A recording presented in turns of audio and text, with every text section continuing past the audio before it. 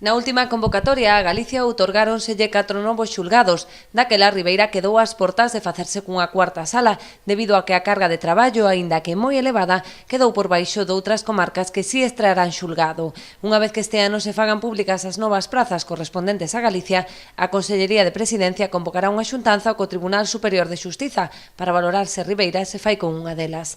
En caso afirmativo, tan só sería preciso habilitar unha das dependencias superiores agora sen ocupar. Habría que verlo no momento en que se nos digan cantos xulgados se poden crear. Faríamos o mesmo que fixemos todos os anos en que se crearon xulgados, reunirnos co Tribunal Superior de Xustiza en comisión mixta e ver, en función do número de xulgados que veñan para Galicia, nos vamos a aceptar todos os que nos ofrezcan. Hai comunidades autónomas que din que non queren os que lles ofrecen, non queren todos, nos sempre dixemos que sí a todos.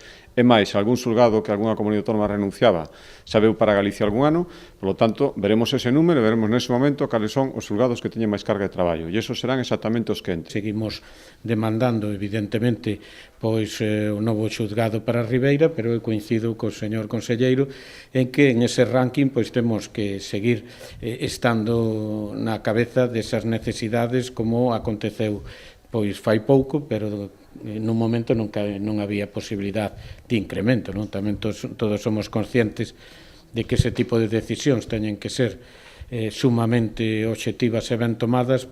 Alfonso Rueda pronunciouse a este respecto na visita aos xulgados de Ribeira, onde o departamento que dirixe vai acometer unha serie de melloras cun investimento próximo aos 100.000 euros. Renovarase o alumeado e o sistema de illamento térmico e instalarase aire acondicionado nas dependencias que aínda non o teñen.